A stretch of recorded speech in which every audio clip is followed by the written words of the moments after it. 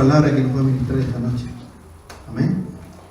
Ahora, cuando hablamos de estabilidad, podemos decir que la estabilidad viene a ser una instancia donde tú ya has pasado procesos, y no tan solo tú, sino un país, por ejemplo. Y si pudiéramos ejemplificar la estabilidad económica de Chile, por dar un ejemplo. Si pudiéramos también hablar de la estabilidad emocional de una persona. Si podríamos hablar también, y por sobre todas las cosas, de la estabilidad espiritual de un creyente, de un cristiano. La estabilidad, como les decía, es un proceso donde tú pruebas, intentas, avanzas y hay errores en tu vida, ¿verdad? La vida del cristiano buscando la estabilidad, la historia de un país buscando estabilidad económica, de alguien que tenga una estabilidad en sus sentimientos, en sus emociones. Hablando de Chile, a Chile se destaca dentro de sus vecinos. Incluso en un momento Chile fue catalogado y se autodenominó como los europeos de Latinoamérica, dado por su economía. La economía chilena se puede decir que es buena, que es estable en comparación a nuestros vecinos, teniendo tantos recursos naturales explotados como para que esta estabilidad económica llegue a todos los chilenos.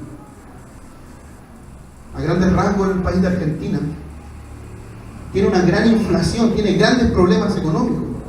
El país de Perú, Bolivia, y así todo el cono sur tiene grandes problemas para encontrar la estabilidad económica.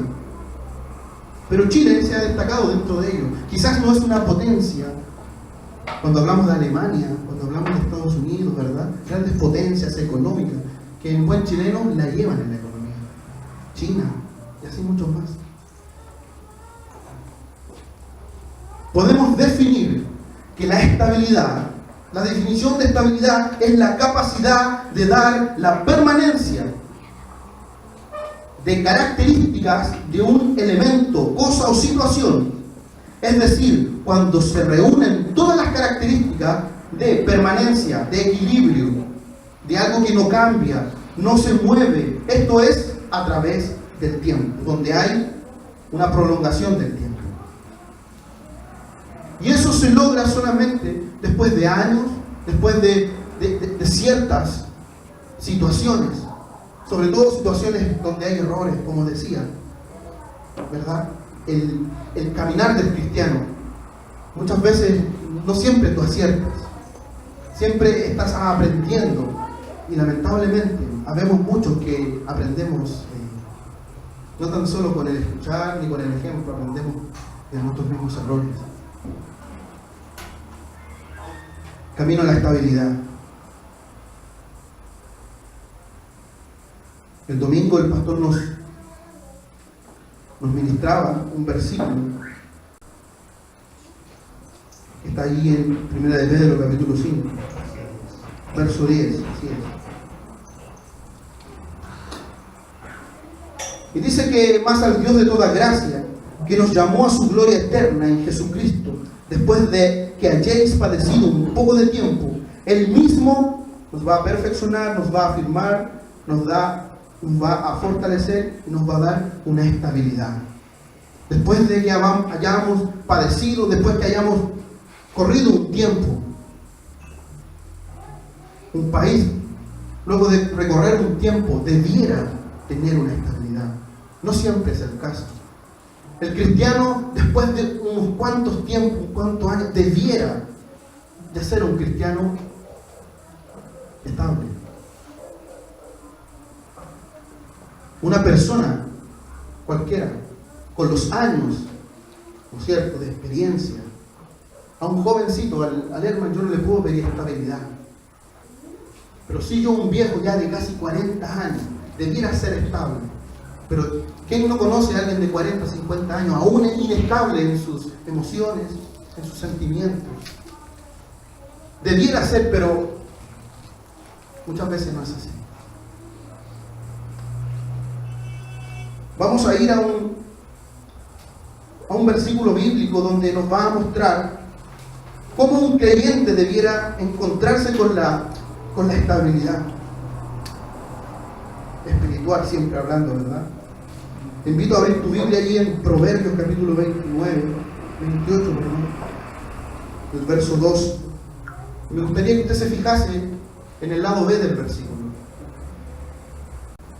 Proverbios verso 2 dice: por la rebelión de la tierra sus príncipes son muchos, ¿verdad? Mas por el hombre entendido y sabio permanece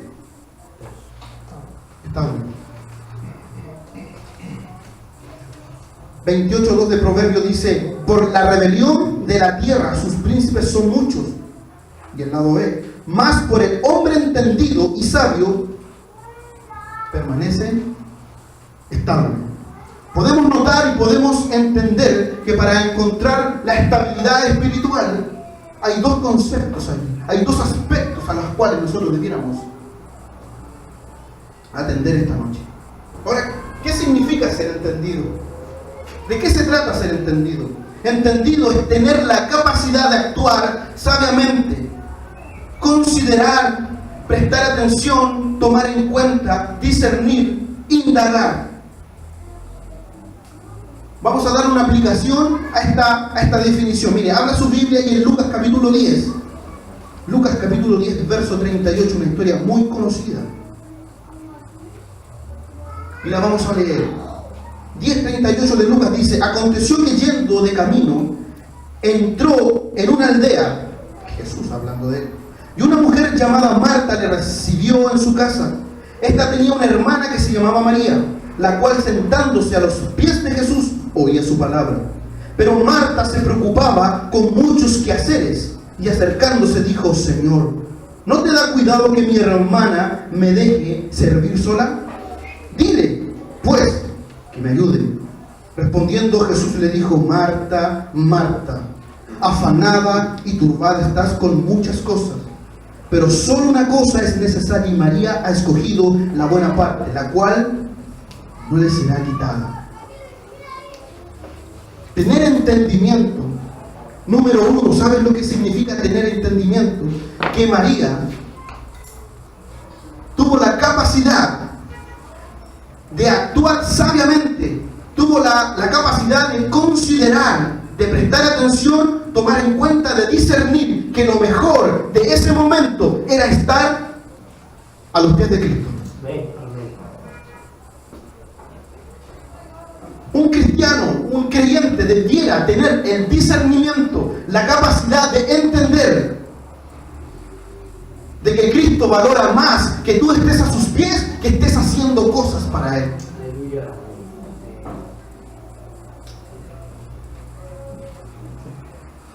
Dios no dice que estaba mal que ella quisiera servirle. Pero hay algo preponderante para el que quiere tener entendimiento: es vivir en la presencia de Dios, es estar a los pies de Dios. Salmo capítulo 16, verso 11 dice: me mostrarás las sendas de la vida. En tu presencia hay plenitud de gozo y delicias a tu diestra. No hay otro lugar. No es servir, no es hacer cosas, es estar en su presencia. Es vivir allí. Allí hay entendimiento. Aleluya. De Dios. Cuando tú no estás a los pies de Cristo como María, dice que tú te turbas. Dice que tú te afanas. ¿Cuántas veces hemos vivido afanados? Que levante la mano. Voy a levantar las dos. Los afanes no se viven en la presencia de Dios. Es cuando ciertamente predicamos, hacemos aseo, pero no estamos a los pies ni en la presencia de Cristo. Hacemos un servicio a Dios, Pero el hecho que ya nos afanemos y vivamos turbados, eso ya nos da una indicación, debía ser una alerta que yo no estoy en su presencia. Hablando de los afanes de la vida, hablando de que los afanes muchas veces te llevan a un estado de estrés. Y aleluya que sé de eso este último tiempo. Y aleluya que he vivido esa instancia de vivir turbado y afanado.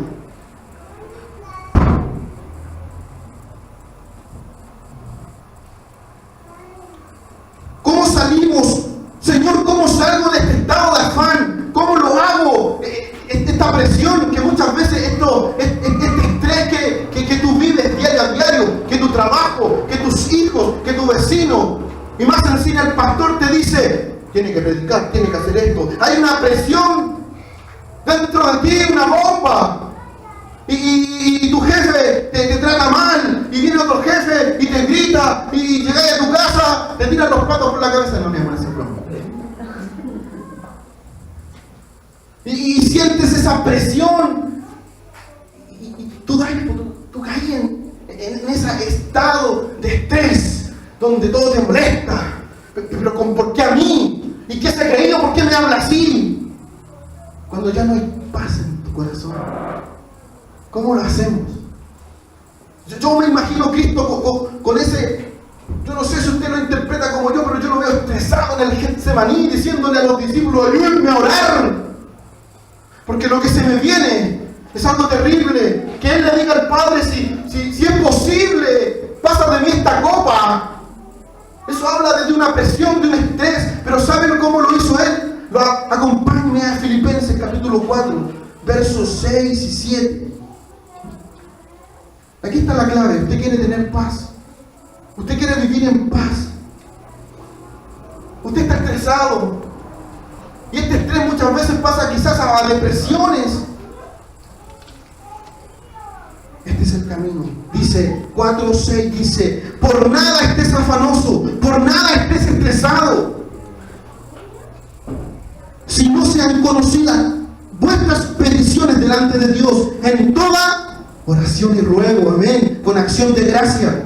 Cristo lo hizo así en el Getsemaní, oró toda la noche. Si Él pudo triunfar, si Él pudo tener una estabilidad espiritual, es porque oraba. Él estaba en la presencia de Dios.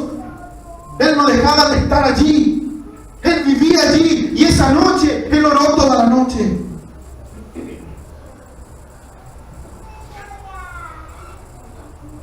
Por nada estaba ni estemos afanados. Pero hay circunstancias que nos llevan al afán. Sí. Pero tenemos una alternativa. ¿Sabe cuál? Ir a las plantas de nuestro Señor. Y ahí sucede algo sobrenatural. Y dice, miren lo que dice el 7, dice, y la paz de Dios, que sobrepasa todo entendimiento, dice que va a cubrir en Cristo Jesús, entendimiento, guardará vuestros corazones y vuestras mentes en Cristo Jesús. Ahí hay algo sobrenatural. Donde tú no lo vas a encontrar en ningún médico, donde tú no lo vas a encontrar con ninguna pastilla. ¡Aleluya! Gloria a Dios. Amén. Mi paz os dejo, mi paz os doy. Y esa paz yo la encuentro en su presencia. Esa paz yo la encuentro allí. Si yo he podido salir muchas veces de los afanes y del estrés, ¿sabe qué? He tenido que venir y quebrantarme delante de Él, de voz en cuello, y me he levantado diferente. No sé si usted lo ha vivido, y si no lo has vivido, te invito para que tú vivas esto sobrenatural. Esto no hay una receta, no hay algo que tú puedas hacer. Esto lo hace el Señor. Esto lo hace Él. Y tú vives en paz, puedes respirar. Y tú, igual que María, elige las cosas primeras. No te afanas, a sus pies, en su presencia. Amén.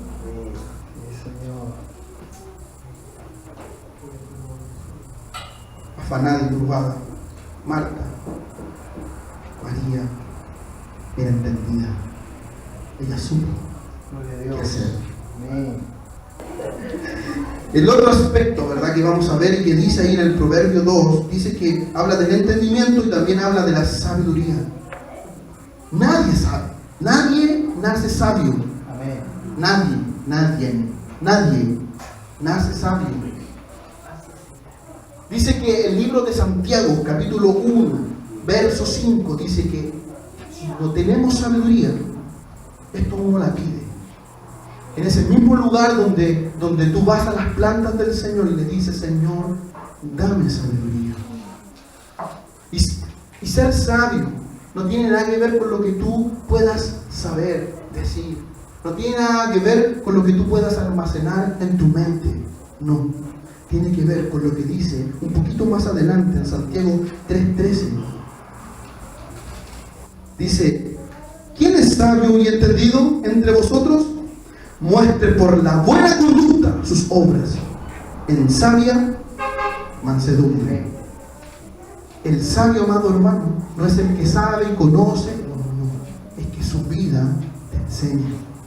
Su vida habla.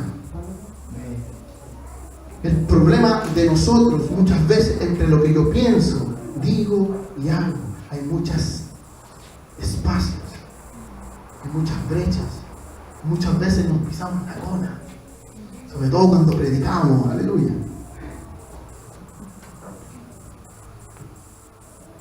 ¿Cómo tú conoces que eres sabio?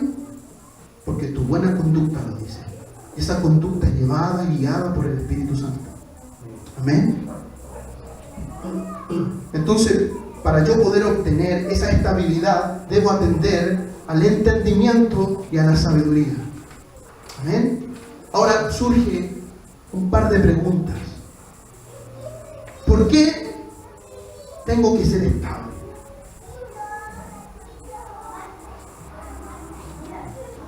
¿Por qué Chile, verdad, tiene que ser estable económicamente? Porque una persona tiene que ser estable a los 50 años, que a veces no es así. Porque un creyente tiene que ser estable.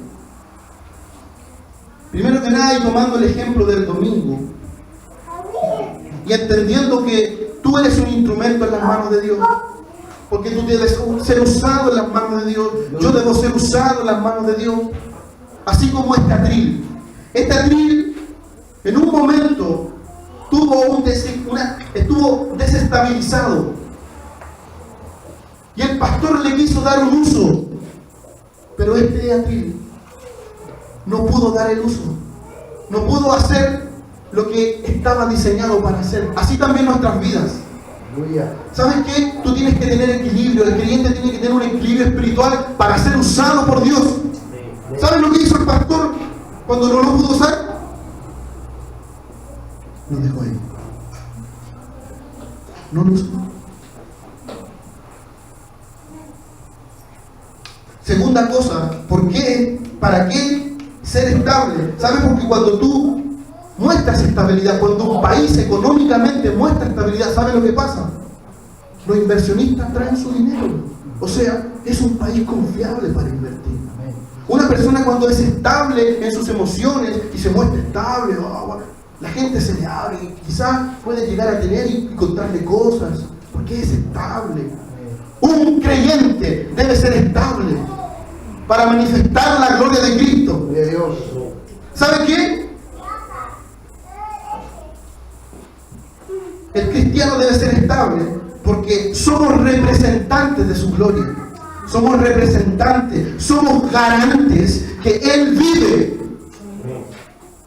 Somos garantes, nosotros garantizamos con nuestra vida, con nuestros actos, con nuestra manera de vivir, que Él está vivo, no está muerto, que Él vive en ti y vive en mí. Cuando no hay estabilidad, ¿sabe qué? A la persona que tú te muestras, que tú quieres evangelizar, sobre todo cuando estamos llamados a tener un evangelio relacional. Miren lo que pasa. Es muy fácil o es muy poco comprometedor, ¿no es cierto? Pararse en una esquina que no está mal y decir: Cristo vive, Cristo sana, y amén, aleluya. ¿Quién no lo hizo? yo lo hice. Pero estamos llamados a tener un evangelio relacional, de relacionarnos, y cuando hay relación entre las personas, te conocen.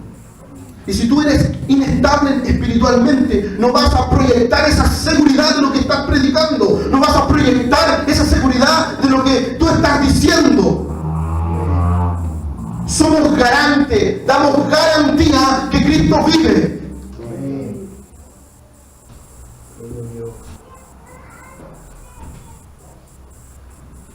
Somos su reflejo en esta tierra. Él nos ha encomendado ir y predicar. Ir y decirle al desvalido que Cristo sana, que Cristo cambia. Pero así como se lo decimos, Él tiene que verlo en esta evangelización relacional. Pero cuando no hay una seguridad, cuando tú no entregas esa seguridad de lo que dices y de lo que vives, el inversionista no invierte, no es seguro, no le cuento, no hay una credibilidad. La raíz de la inestabilidad,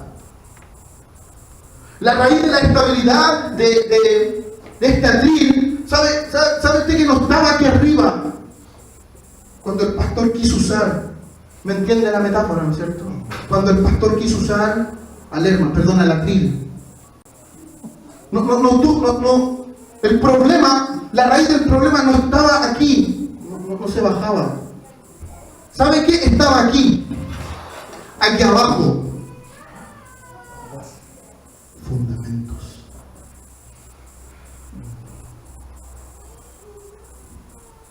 La raíz de la inestabilidad, amado hermano, está en las bases, están en los cimientos, están en los fundamentos del creyente. ¿Sabe lo que debiera estar en el fundamento del creyente? Debiera estar cimentado en Cristo. Debiera estar cimentado en el reino de Dios, en el reino de los cielos. Cuando tú no cimientas en Cristo, hay inestabilidad.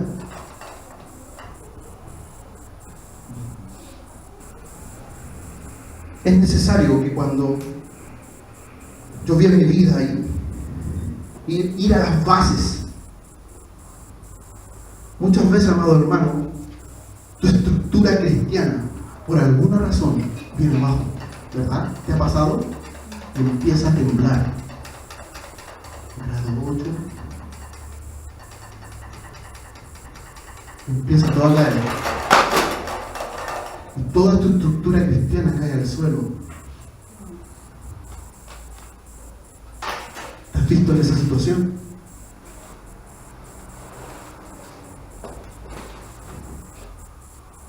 Hebreos 12:37 dice esto.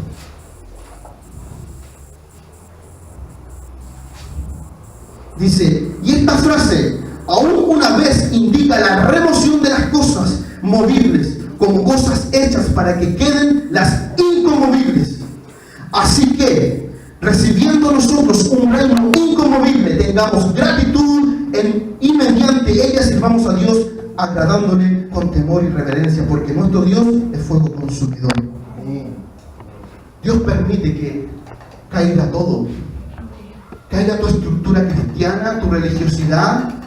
Cuando no estás cimentado en el reino de Dios, cuando no estás cimentado verdaderamente en la roca que es Cristo Jesús, todo cae, empieza a caerse, como esa tarde, esa mañana. Pero sabe, amado hermano, a todos nos pasa así. Esto a todos nos pasa. La gente se mueve y se cae todo, se cae tu esposa, se caen tus hijos, se caen tus amigos, pero lo que no debiera moverse ni caerse, ¿sabe lo que es? El reino de Dios en tu vida. Cuando hay bases, cuando tú construyes y pones en los fundamentos el reino de Dios, sí, se van a caer, vamos a vivir situaciones difíciles, pero el reino de Dios va a quedar parado en tu vida. El reino de Dios. Y cuando hablo del reino de Dios, hablo de su gobierno, hablo de lo que enseña el pastor en los discipulados, habla del amor, de la obediencia, de la cobertura, de la fidelidad, del servicio, del reconocimiento de la paternidad, etcétera, etcétera, etcétera. Cuando está eso en tu fundamento, la estructura hacia arriba muchas veces se va a tambalear, pero no va a caer, se va a mantener. Y es necesario que seamos estables para proyectar un Dios poderoso, un Dios glorioso que transforma vidas, no tan solo palabras, sino vida. Te invito a cerrar tus ojos.